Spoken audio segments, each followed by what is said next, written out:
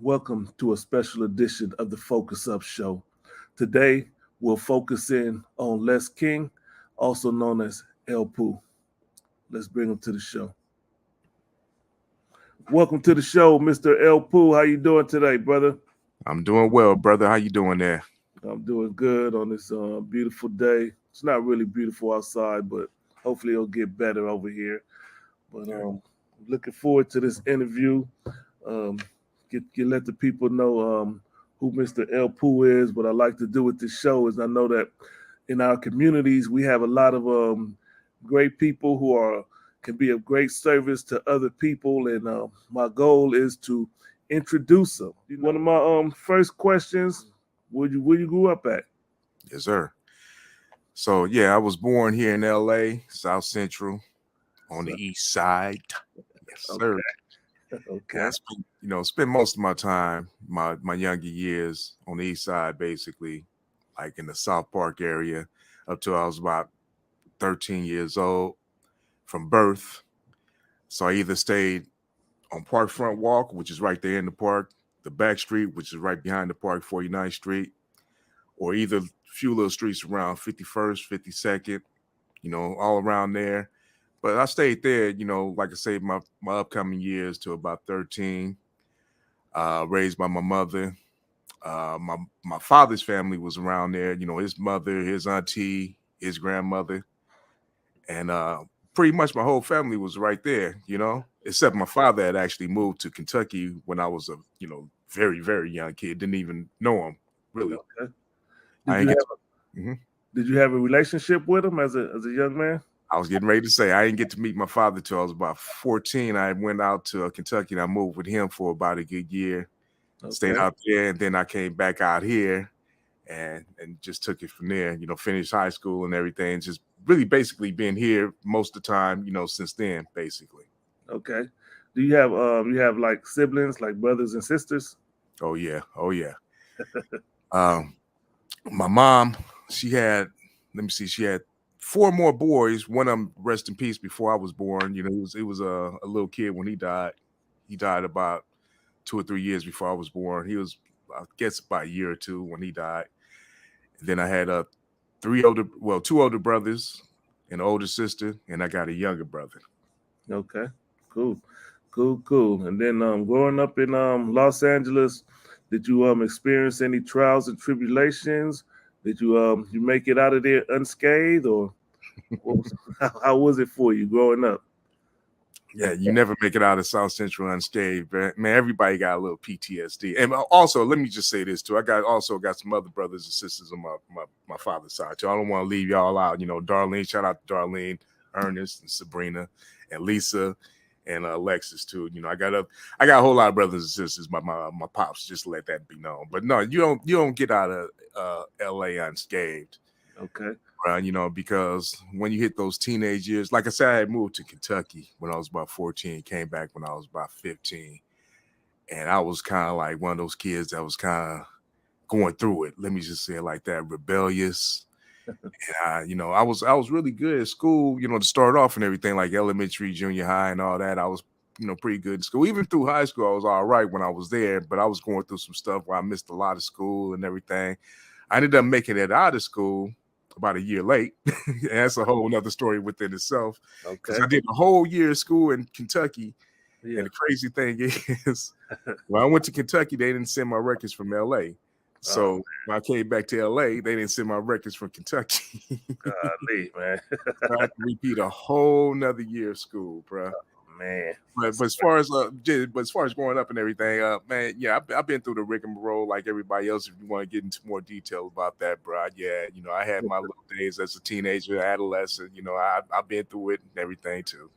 Okay, cool. Well, let's move a little further. And when did you get into music? As far as that's a good story. Okay. I'm glad you asked that. Real quick, let me preface it by saying, okay, I've known you for, let's say, over a good 15, 20 years or so, right? I think it's how old is your oldest? 23. Okay, you've been knowing me around that long, then, bro. All right. So I've been knowing you for a long time now. And since I've known you, always been in the music, always been doing music, and you're very serious about your music.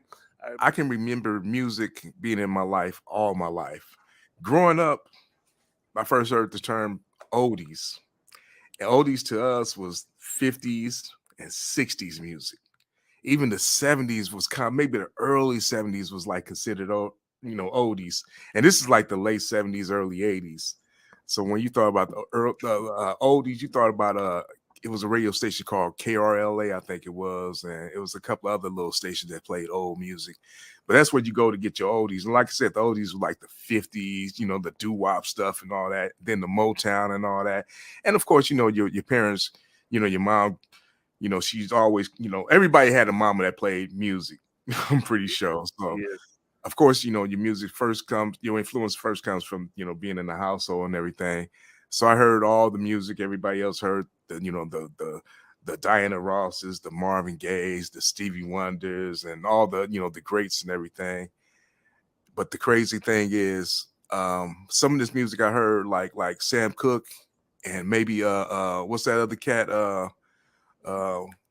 Otis Redding. Otis Redding. When I found out these, and then Minnie Riperton too, because these three people in particular had like an effect on me because I found out that they had died. I'm like, oh damn, they died. Yeah. I'm like, I'm still listening to their music. I'm like, I didn't even know they was dead. Wow. Okay.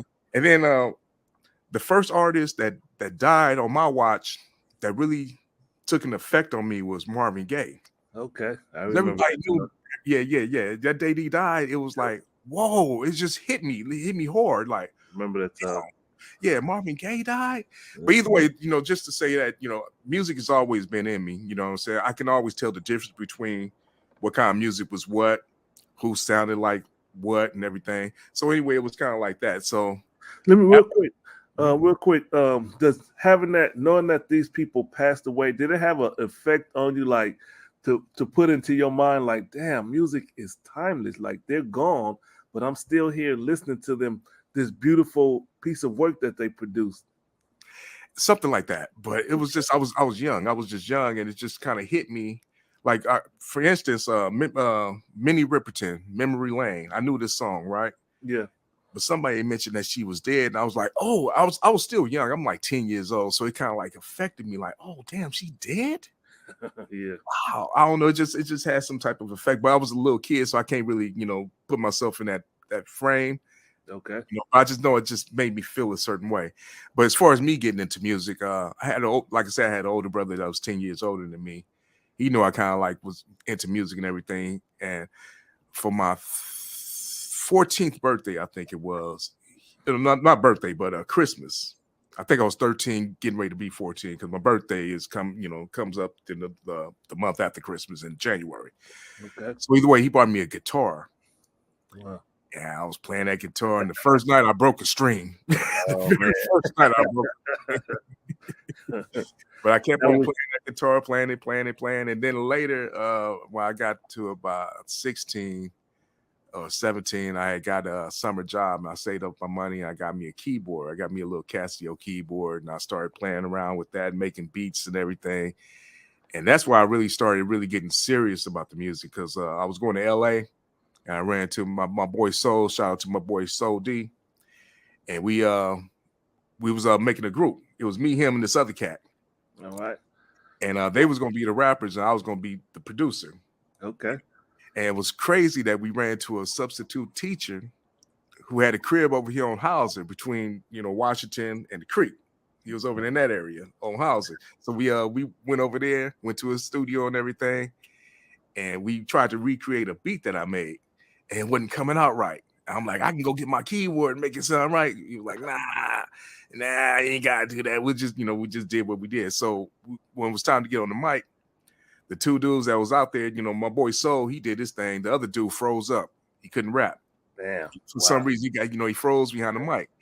So I had to take go up in there and start rapping. So that's why we kind of became a crew, and that's how I started rapping. If you don't mind sharing, what was the name of y'all crew?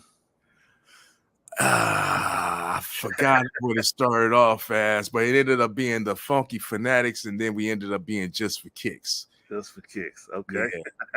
Cool. Yeah.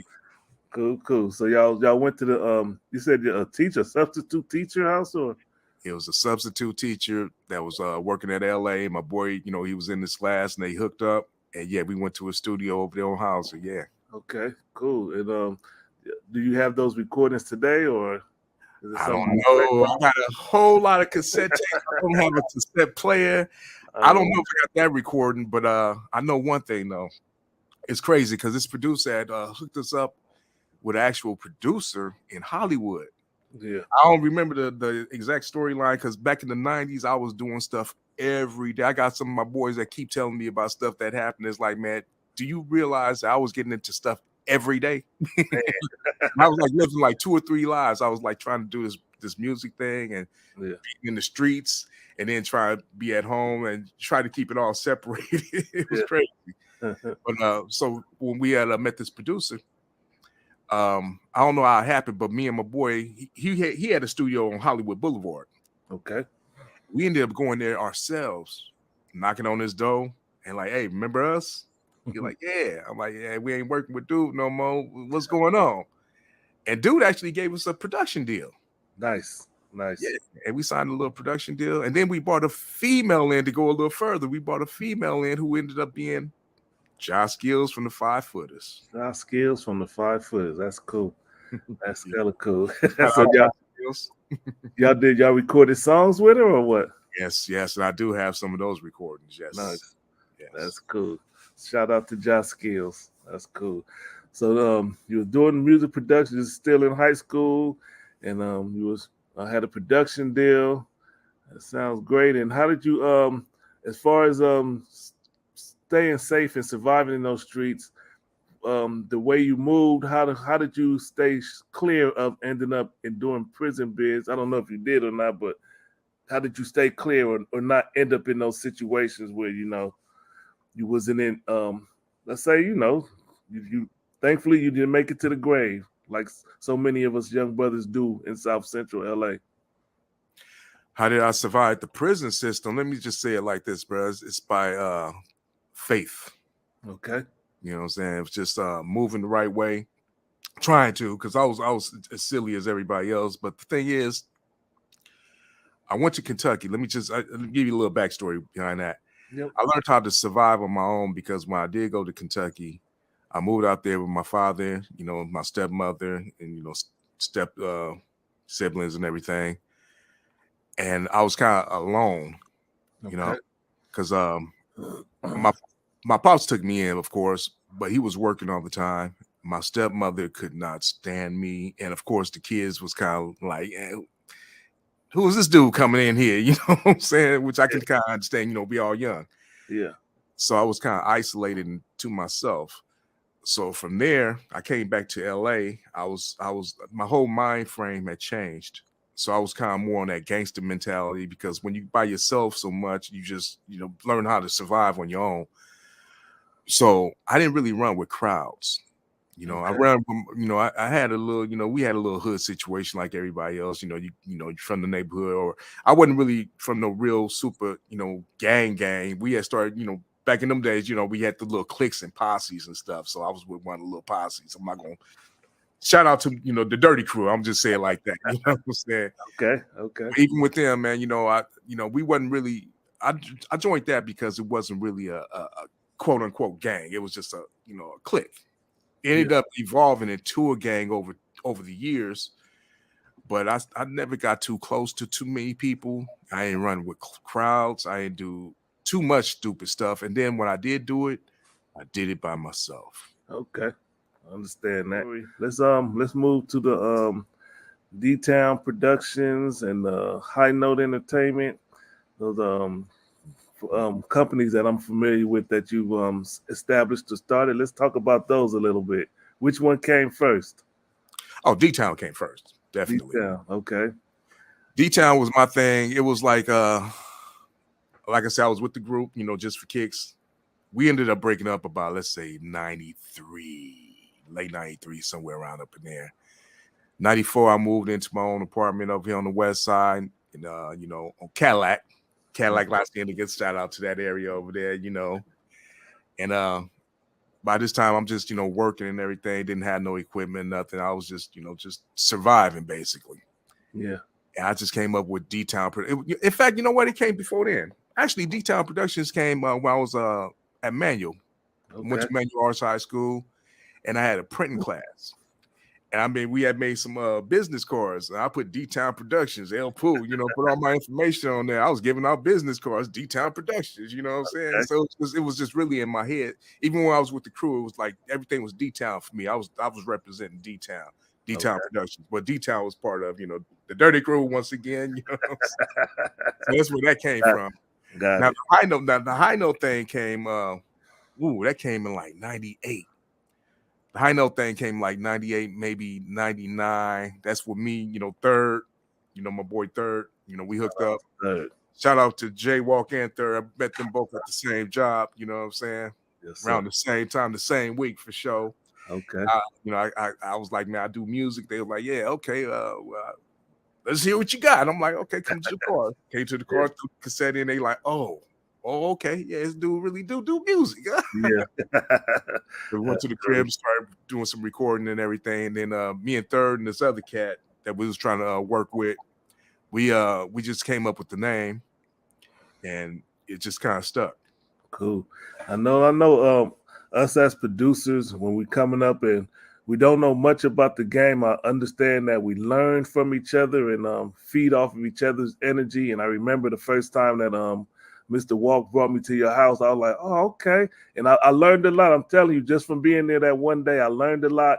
And I knew, okay, I could do this different. And I don't like looking at it like stealing or biting, but it's a learning process because the way you had your setup, I'm like, okay, this probably, I need to do this. I need to learn that. And, and it's a way that we feed off each other and learn from each other how we do stuff. And I know it's been plenty of times that, like when I was in the Navy, I know this interview ain't about me, but quick story. When I was in the Navy, I didn't know what kind of beat machine to buy. I saw this dude, he had a beat machine. I went and looked and found the exact same one, and I learned it. And then you move on from there, you know what I'm saying? So that's how I was looking at it. But let's get back to you, Mr. El Pooh.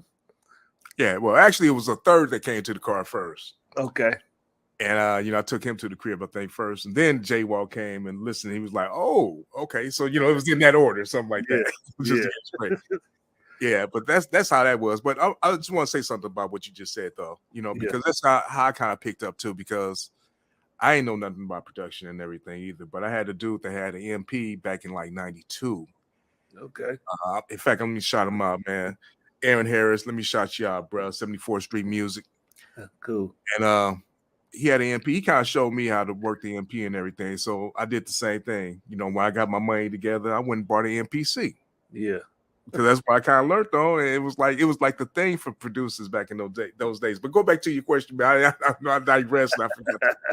It's all good. Just after you and Third Eye connected, and how did y'all start making music? Was you like, hey, let's do this? And did he ask you for a beat, or how did that begin, that relationship build?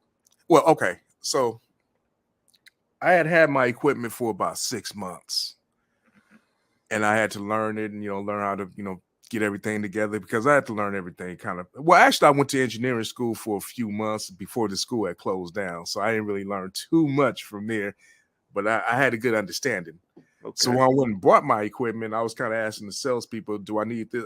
I'm gonna get this, that, and this. Is that all I need?" They was like, "Pretty much, that's all you need." I'm like, "Cool, okay." Let me go ahead and get that.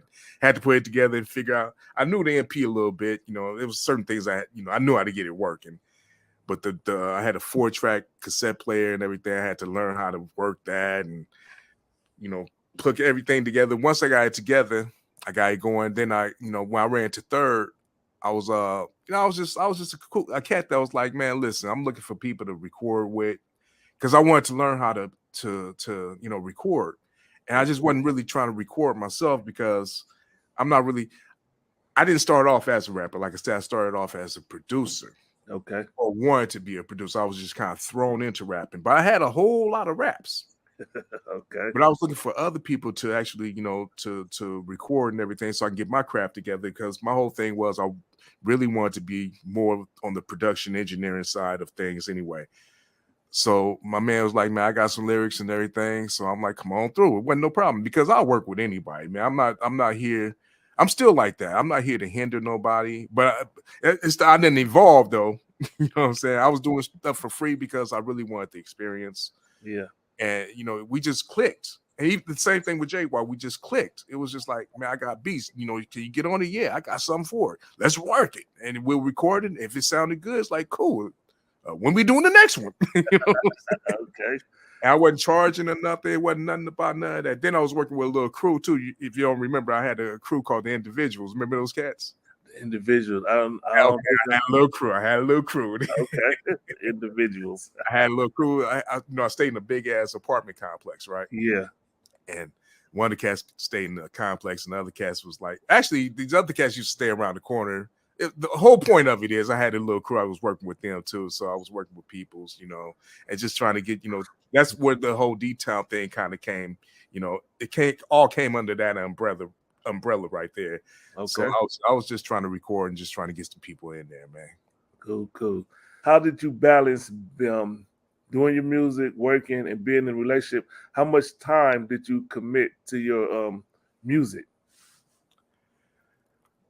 It's sad to say, and I'm like Ray Charles. Music is my first love. Okay. It comes before any relationship, and it still does, and it's always gonna be. I'm sorry, but how did I balance it though? I mean, so when I met Walk and Third at the job, and I got the equipment. My second kids, I got twins. They was in the sack. They was just formulating themselves. They was in incubation. So Okay. when they came, I mean, things change when you got kids in the house. But still, my first priority. Well, my first priority is my kids definitely, but music was always just there. You know what I'm saying? The good thing was, this was the time when people started getting the equipment at home, so I can be right there with my kids and have my music and everything right there, and everything was right there. It was all in house. Okay. So it was a hell of a balance, because I had I still got a great relationship with all my kids and everything, but they even know, even my kids like trying to get into music now, my twins, they trying to do a little music and everything right now. I think they got that influence from their daddy. Nice. So as far as that, then you move forward.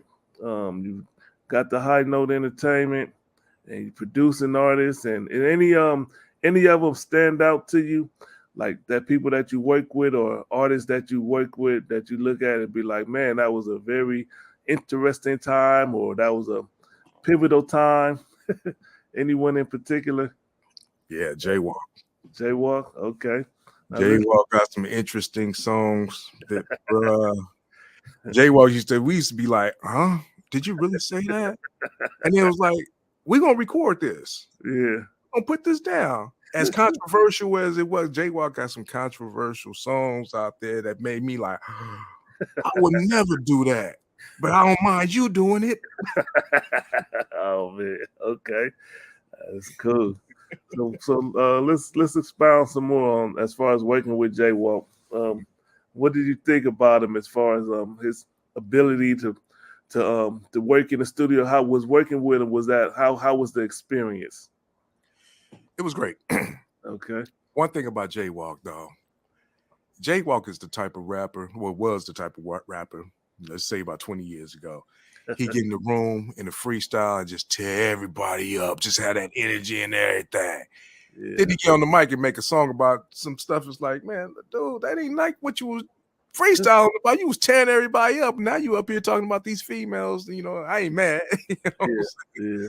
But Jaywalk, the thing was, I never had a problem with Jaywalk, because one thing I say about my studio is it's not a rehearsal studio. Get your stuff together before you come here.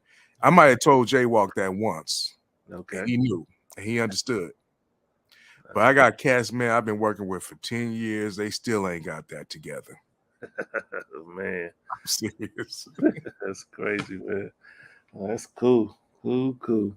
So as far as Mr. El Pooh goes, what are your future goals as far as your music and production and things of that nature? Yeah, what's going on now, bruh? My future goals is I'm shooting to get some stuff into like television and film, that type of stuff. I'm shooting for that right now. That's Okay. what that's what my goal is before I die. I gotta have my song either on a television show, a film, or a commercial. Okay.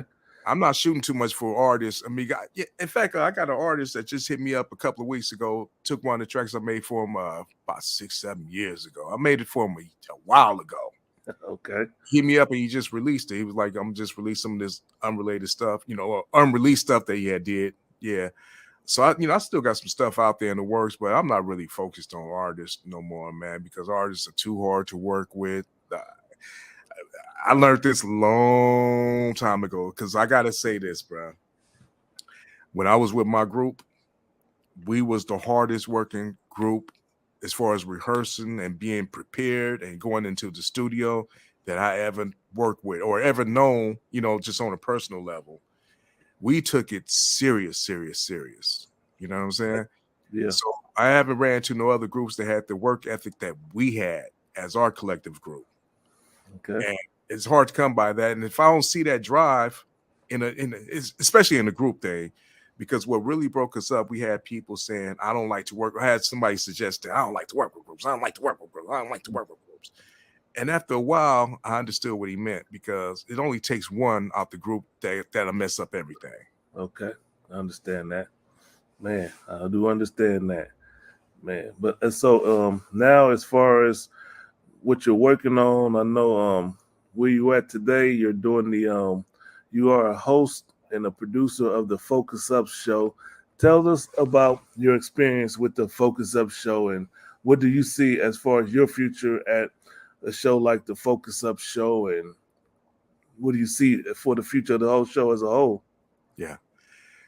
Well, it's crazy, man. I came on the Focus Up show. I just saw it, because you brothers didn't tell me y'all was doing it, but I saw it on Facebook or something. I'm like, hey, y'all got a podcast? Let me be on there. I just wanted to come in as a guest one day. And it was like, cool, come on in, no problem. I came in. Then Floyd X gave me the keys, like, man, look, you finna run this. I'm like, I don't even know what the hell going on. I still don't know what's going on. I still be making mistakes, y'all. I still make mistakes. Yeah. But the one thing I love about it is I'm glad that you gave me this opportunity. I like what y'all doing. It's positive. It's it's I like the word, just focus up, because I always say stay focused, you know what I'm saying? Yeah. While I see with myself with this, I feel that I'm gonna stick with this till the wheels fall off. You know what I'm saying? I think we can't do nothing but grow. I think we're gonna have some more shows coming up, like the Spin That Back show. All right. I think we got to talk about that. we're gonna get that together. All right. And yeah, I don't know. Eventually, because we're gonna expand. I feel my vision is just my vision. Yes. I vision us, growing as it's the Focus Up Network. That's right. And eventually, I might come up with some other new show or something I might want to expand on or do something to, just help. Only thing I want to do is help promote, connect, and build with this show. You know what I'm saying? Yeah. And let me say this. I remember when I found out that you was interested in participating or wanted to come on the show, I was like, oh shit, hell yeah, El Pooh, because all of your production credits and the things that you do, I'll be like, oh, he'll be a perfect fit. And he could take on some of these other the behind the scene tasks. And that's what I saw with El Pooh. I was like, hell yeah. And I remember that you didn't want to be on the show at first. You were just in the back, and then you'll pop in a little bit, and then you got comfortable. And that's what, for me personally, that's what I like to see. People that grow into their roles, because you're like, nah, I wouldn't be a part of it now. And I could see the growth in you, and I feel real good that we brought you in to help us out, because you are a tremendous help to us, and we look forward, and we feel like we're gonna stay with you till the wheels fall off. So we're gonna ride it out, the Focus Up Network, you know what I'm saying? Man, you don't know how much I appreciate that. You know what I'm saying? Yeah. Sometimes your own family don't treat you as good as some of your good friends. You know what I'm saying? Yeah. Do you want people to reach out to you if they was interested in working with a producer that's local in their community? And how would they be able to reach? How would they reach out to you? So it's EP3 Productions. You know, you can go to EP3Productions.com. We're not 100% up and running right now, but we'll keep you posted. Okay. But always reach me at the Focuz Up Network. Whatever's going on with Focuz Up, just reach out and say El Pooh, you know, and you'll get to me. Cool. So if y'all interested in getting with a producer, he does great mixes. The quality of the music that he put out is beautiful, and you know, it sounds really good. If you want your quality mix, get with El Pooh, Mr. Les King. Yes, sir. And we I'm gonna give you some quality prices too. Ain't nothing for free over here. That's one thing I gotta say. All that free stuff is out the window. Just like that. You know, black people always want to pay for something anyway. You know, not only black people want to pay for something. You know, because if you give them something for free, man, they're gonna expect lower quality and everything. They want to pay. And you know, hey, think of me as the Gucci store. It's a regular T-shirt, but you're gonna pay $50 for it. Okay, just like that. Again, I appreciate you participating in this interview. Again, what I like to do is present people to their communities and let them know that you got people like this in your community that you can reach out to. Thanks, man. I just want to say, man, once again, bro, I appreciate you, Mr. Walk, JC, First Lady, Mr. TS, and everybody in the Focuz Up Network and everything. You know, may we grow stronger within the new year and keep on going until we to the through years. Okay. Okay. Cool. cool. So thank y'all for watching the show. We appreciate your viewership, and we look forward to the many things to come with the Focuz Up Network. We hope that we bring y'all good entertainment and good information.